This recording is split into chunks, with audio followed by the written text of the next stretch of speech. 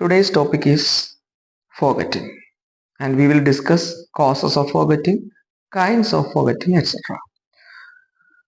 So, first one, forgetting. Forgetting is an inability to recall learning things. കണ്ടോ, inability simply പറഞ്ഞാൽ it is an inability to recall learning things. പഠിച്ച കാര്യങ്ങൾ ഓർത്തെടുക്കാൻ കഴിയാത്ത, recall ചെയ്യാൻ പറ്റാത്ത ഒരവസ്ഥ, ഇനബിലിറ്റി, കഴിവില്ലായ്മ. അതിനെയാണ് എന്തെന്ന് പറയുന്നത്? ഫോർഗറ്റിംഗ് എന്ന് പറയുന്നത്. In short, we can say forgetting means loss of memory. Loss of memory നമുക്ക് പറയാം അല്ലേ?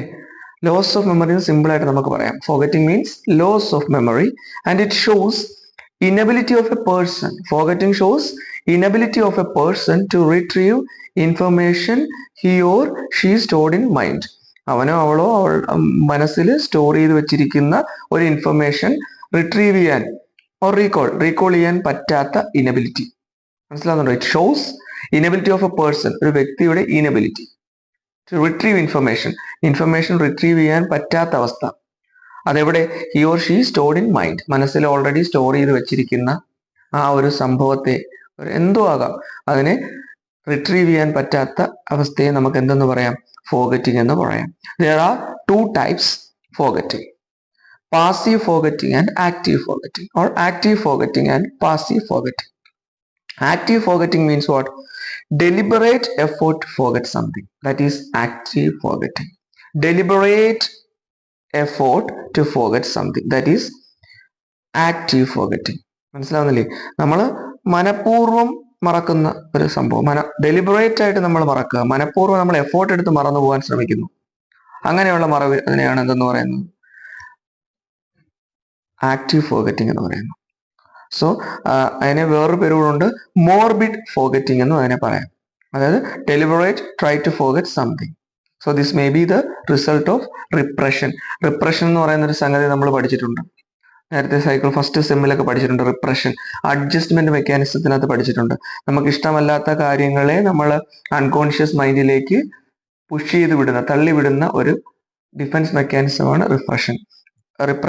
ആ റിപ്രഷന്റെ ഫലമായിട്ടും ഇതുണ്ടാവും. അതാണ് മെയിനായിട്ട് അതുമായിട്ട് കണക്ട് ചെയ്ത് വരുന്നതാണ്. മനഃപൂർവ്വമായി നമ്മൾ മറക്കുക. Deliberate try to forget something. That is active forgetting. It also called morbid forgetting. Then next one, രണ്ട് പേരുണ്ട്, active forgetting or morbid forgetting. Then passive forgetting. So there is no intention of forgetting. മറവി എന്ന് പറയുന്ന ഒരു ഇന്റൻഷനോട് കൂടി അല്ലാതെ, ഉദ്ദേശത്തോടു കൂടി അല്ലാതെ മറന്നു പോകുന്നു. It also called natural forgetting. Natural ആയിട്ട് അങ്ങ് മറന്നു പോവുക.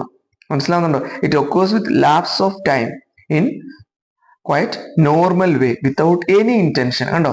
It occurs, that natural forgetting or passive forgetting occurs with lapse of time in quite normal way. അതായത് കാലം കഴിയുന്നതോറും, ലാപ്സ് ഓഫ് ടൈമിൽ ഒരുപാട് കാലം ആകുമ്പോഴത്തേക്ക് നോർമൽ വേയിൽ വിത്തൗട്ട് എനി ഇന്റൻഷൻ, ഒരു ഇന്റൻഷനും ഇല്ലാതെ നമ്മളങ്ങ് മറന്നു പോവുക. അങ്ങനെയുള്ളതിനെയാണ് പാസീവ് ഫോർഗറ്റിംഗ് എന്ന് പറയുന്നത്, ഓർ നാച്ചുറൽ ഫോർഗറ്റിംഗ്. ക്ലിയർ ആയെന്ന് വിശ്വസിക്കുന്നു. The next one, causes of forgetting. First one, ineffective encoding. Second one, interference. Third one, retrieval failure. Fourth one, motivated forgetting. Fifth one, amnesia. Sixth one, lack of interest. Seventh one, emotional factors. These are the 7 factors affecting forgetting, or causes of forgetting എന്ന് തന്നെയാണ് correct topic. Causes, കാരണങ്ങൾ, ഫോർഗറ്റിങ്ങിന്റെ കാരണങ്ങൾ. First, ineffective encoding. പേരിൽ തന്നെ ഉണ്ട്, സ്വന്തമായിട്ട് നിങ്ങൾക്ക് എഴുതാൻ പറ്റുന്നേ ഉള്ളൂ. കാരണം എൻകോഡിങ് ശരിയല്ലെങ്കിൽ കാര്യങ്ങൾ മറന്നുപോകും. അതവിടെ ഉദ്ദേശിക്കുന്നത് ഇൻഎഫക്റ്റീവ് എൻകോഡിങ് ആണ്. മനസ്സിലാകുന്നുണ്ട്? ഇൻകംപ്ലീറ്റ് എൻകോഡിങ് ആണ്, ശരിയായ രീതിയിൽ എൻകോഡ് ചെയ്യാതിരിക്കുക. നമ്മൾ പറഞ്ഞിട്ടുണ്ട്, മെമ്മറിയിലൊക്കെ നമ്മൾ പറഞ്ഞത് ഫസ്റ്റ് സ്റ്റെപ്പ് എൻകോഡിങ് എന്നുകൊണ്ട് ഉദ്ദേശിക്കുന്നത് എന്താണെന്ന്. എൻകോഡിങ് അവിടെ എഫക്റ്റീവ് അല്ല. ആ ഒരു ഘട്ടത്തിൽ നമ്മൾ പിന്നീട് മറക്കാൻ ചാൻസ് ഉണ്ട്. അടുത്ത ഇന്റർഫിയറൻസ്. അതായത് ഇന്റർഫിയറൻസ് എന്ന് വെച്ച് കഴിഞ്ഞാൽ വേറെ എന്തെങ്കിലും ഇൻഫർമേഷൻ വന്ന് ഇപ്പോൾ ഉള്ളത് മറന്നു പോകും. അതായത് നമ്മൾ മുന്നേ പഠിച്ച നമ്മളുടെ പഴയ ഓർമ്മകളുണ്ടല്ലോ, പഴയ എന്തെങ്കിലും കാര്യങ്ങൾ, അത് നമ്മൾ പുതിയത് വരുമ്പോൾ അതങ്ങ് മറന്നു പോവുക. ഇന്റർഫിയറൻസ്, പേരിൽ തന്നെയുണ്ട് ഇന്റർഫിയറൻസ്. അല്ലെങ്കിൽ പുതിയത് വരുമ്പം പഴയത് മറന്നു പോകുന്നു, അല്ലെങ്കിൽ വൈസ് വേഴ്സ്, തിരിച്ചും. അതായത് പഴയത് വരുമ്പോൾ പുതിയത് മറന്നു പോകുന്നതല്ല, പുതിയത് വരുമ്പോൾ പഴയത് മറന്നു പോകുക. സോ അതിനെയാണ് ഇന്റർഫിയറൻസ് എന്ന് പറയുന്നത്. മനസ്സിലായെന്ന് വിശ്വസിക്കുന്നു. കൂടുതൽ നമുക്ക് അങ്ങോട്ട് പോകുമ്പോൾ തിയറിയൊക്കെ ഉണ്ട്, അപ്പൊ നമുക്ക് കൂടുതൽ മനസ്സിലാവും. Then next one, retrieval failure. അതായത് sometimes one knows that the required information is there in his mind, but doesn't get it. വേണ്ട റിക്വയർഡ് ഇൻഫർമേഷൻ മനസ്സിലുണ്ട്, അവനത് അറിയാം അല്ലെ, ഒരുവന് അത് അറിയാമായിരിക്കും, പക്ഷെ ചില സമയങ്ങളിൽ അത് കിട്ടാത്ത അവസ്ഥ. അയ്യോ എൻ്റെ നാവിൽ വന്നിരിക്കുന്നല്ലോ, എനിക്കത് കിട്ടുന്നില്ല. ഉണ്ട്, മൈൻഡിലുണ്ട്, പക്ഷെ ഓർത്തെടുക്കാൻ കഴിയുന്നില്ല. ബട്ട് ഡസൻറ്റ് ഗെറ്റ് ഇറ്റ്, അത് കിട്ടുന്നില്ല. അതിനെയാണ് റിട്രീവൽ ഫെയിലിയർ എന്ന് പറയുന്നത്. അതൊരു കോസ് ആണ്. Then next one, motivated forgetting.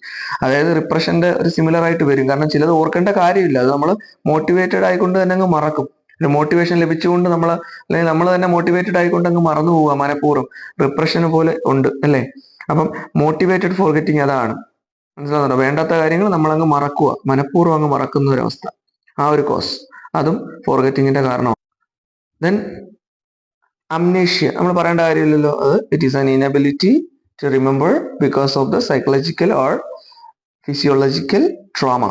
അതായത് അംനേഷ്യ എന്ന് പറഞ്ഞാൽ നമുക്കൊരു രോഗമായിട്ടൊക്കെ പറയുന്നുണ്ട്. നമ്മൾ ചിലപ്പം സൈക്കോളജിക്കൽ ആയിരിക്കും, അല്ലെങ്കിൽ ഫിസിയോളജിക്കൽ ആയിരിക്കും, ശാരീരികവും മാനസികവുമായിട്ടുള്ള ഒരു ട്രോമയിലൂടെ ഓർത്തെടുക്കാൻ പറ്റാത്ത അവസ്ഥ, അംനേഷ്യ. അതും ഫോർഗെറ്റിങ്ങിന്റെ ഒരു കാരണമാണ്.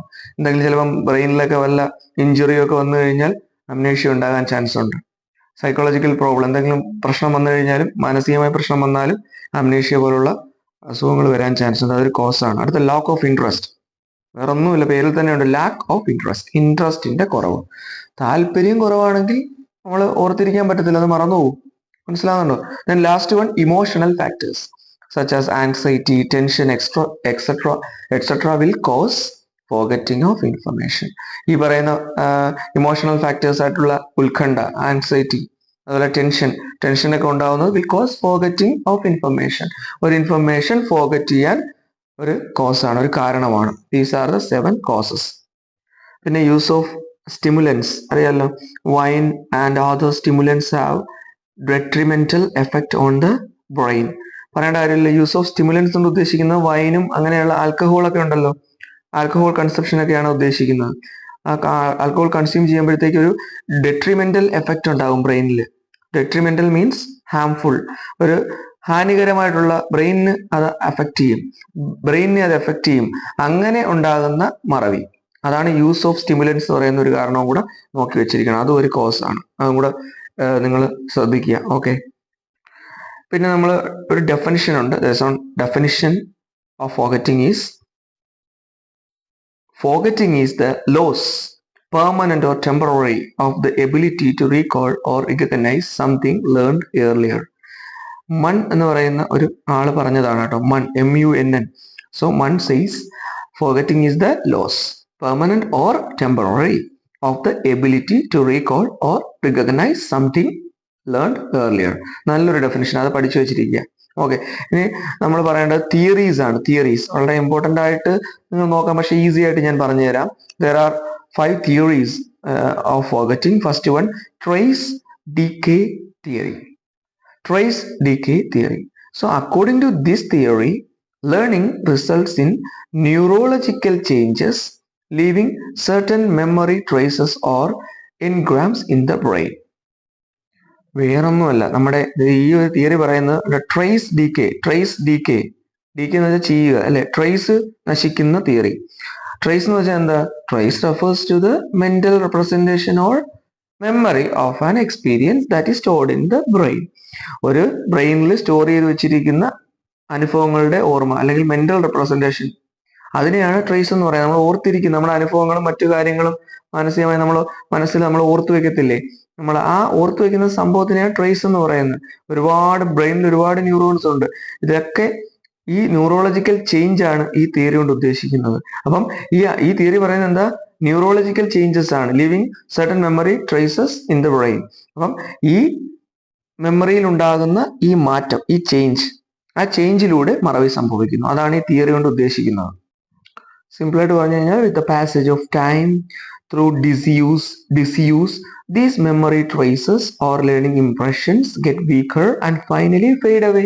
അതായത് പാസേജ് ഓഫ് ടൈം, കാലത്തിന്റെ ഒഴുക്കിനനുസരിച്ച്, അല്ലെങ്കിൽ ത്രൂ ഡിസ്യൂസ്, ഉപയോഗിക്കാതിരിക്കുക, നമ്മൾ നേരത്തെ പഠിച്ചൊരു കാര്യം വീണ്ടും ഉപയോഗിക്കാതിരിക്കുന്ന ഒരു സന്ദർഭത്തിൽ നമ്മൾ ഈ ഒരു മെമ്മറി ട്രേസസിനെ ഇത് ബാധിക്കുകയും ആ ചേഞ്ച് ഉണ്ടാകുകയും ചെയ്യുന്നു. ആ ട്രേസസിന്, ട്രേസസ് എന്ന് പറഞ്ഞാൽ വിദ്യാഭ്യാസത്തിന്റെ ഫലമായി നമ്മുടെ തലച്ചോറിൽ ഉണ്ടാകുന്ന മാറ്റമാണ് ട്രേസ് എന്ന് ഉദ്ദേശിക്കുന്നത്.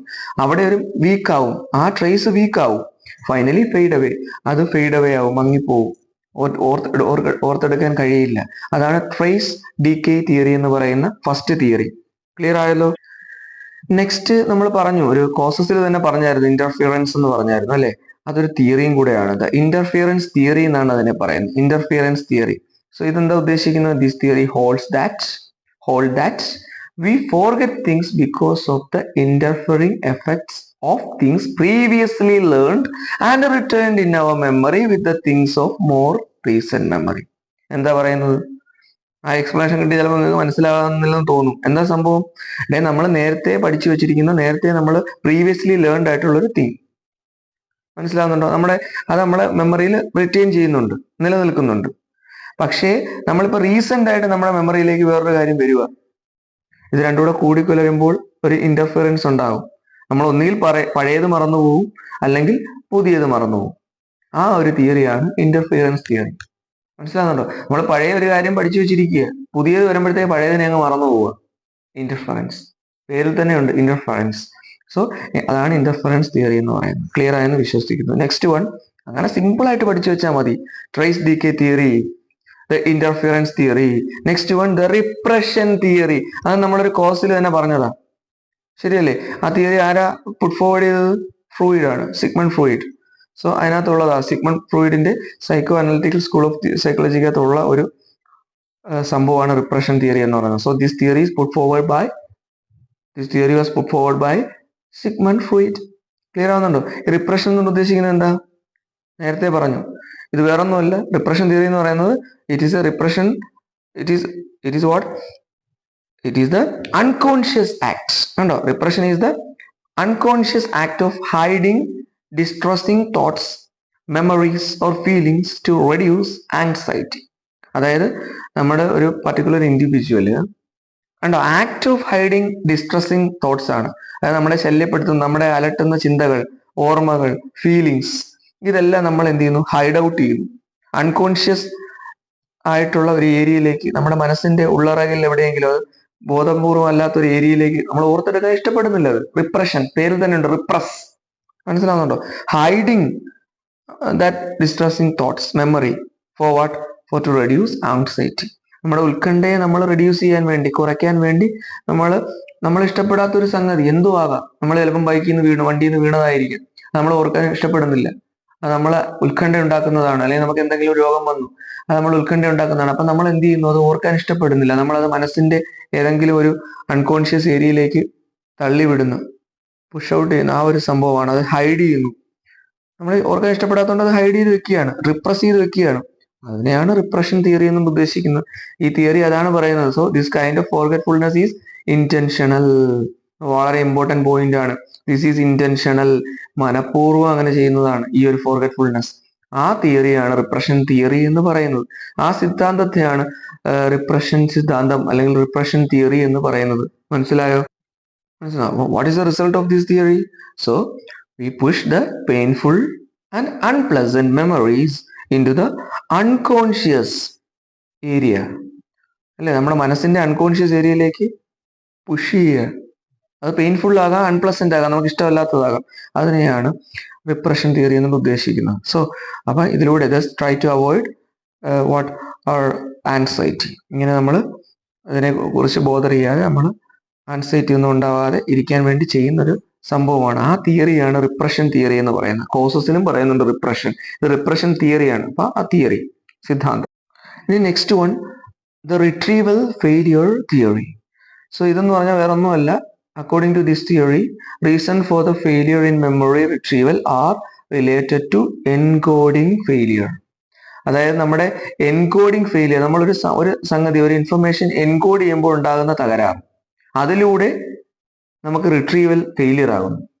കണ്ടോ, പേരിൽ തന്നെയുണ്ട് റിട്രീവൽ ഫെയിലിയർ തിയറി. നമുക്കത് റിട്രീവ് ചെയ്തെടുക്കാൻ, നമുക്ക് വീണ്ടും അത് റീകോൾ ചെയ്തെടുക്കാൻ പറ്റാതെ വരുന്നു, അതിന്റെ ഫെയിലിയർ.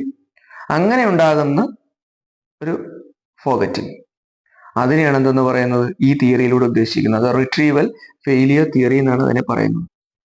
ക്ലിയർ ആയോ? കൂടുതലായിട്ടൊന്നും നോക്കണ്ട, ആ തിയറിയും അതെന്താണെന്ന് മനസ്സിലാക്കി വെച്ചാൽ മതി.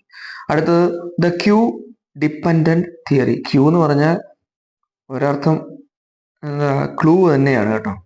CUE, cue, clue. നമ്മൾ ക്ലൂ എടുക്കത്തില്ലേ, അത് തന്നെയാണ് ഇവിടെ ഉദ്ദേശിക്കുന്നത്, ക്യൂ എന്നുകൊണ്ട് ഉദ്ദേശിക്കുന്നത്. Cue dependent theory. അപ്പൊ തന്നെ നിങ്ങൾക്ക് ലാസ്റ്റ് വണ്ണാണ്, തിയറിയിലെ ലാസ്റ്റ് തിയറിയാണ് ദ ക്യൂ ഡിപ്പെൻഡന്റ് തിയറി. ക്യൂവിനെ ഡിപ്പെൻഡ് ചെയ്യുന്ന തിയറി. അതായത് this theory suggest that information is actually present in mind. Information already present ആയിരിക്കും മൈൻഡിൽ, പിന്നെന്താ ഓർത്തെടുക്കാൻ പറ്റാത്തെ? But that it cannot be recalled unless retrieval cues means clues are present. അത് സൂചനകൾ, ക്യൂസ്, നമ്മൾ ക്ലൂ കൊടുക്കത്തില്ലേ, ആ റിട്രീവൽ ക്ലൂസ് പ്രസന്റ് ആകുന്നത് വരെ, ക്ലൂ കൊടുത്തത് പ്രസന്റ് ആകുന്നത് വരെ അത് റീകോൾ ചെയ്യാൻ പറ്റാത്ത അവസ്ഥ. നമ്മുടെ ഒരു വ്യക്തി, ഇൻഡിവിജ്വലിന്റെ മനസ്സിൽ ആ പഠിച്ചു വെച്ചിരിക്കുന്ന ഒരു പർട്ടിക്കുലർ ലേൺഡ് ഐറ്റം ആകട്ടെ, എന്തോ ആകട്ടെ, ഇൻഫർമേഷൻ ഉണ്ട്, പക്ഷെ ക്ലൂ കിട്ടാതെ അത് ഓർത്തെടുക്കാൻ പറ്റത്തില്ല.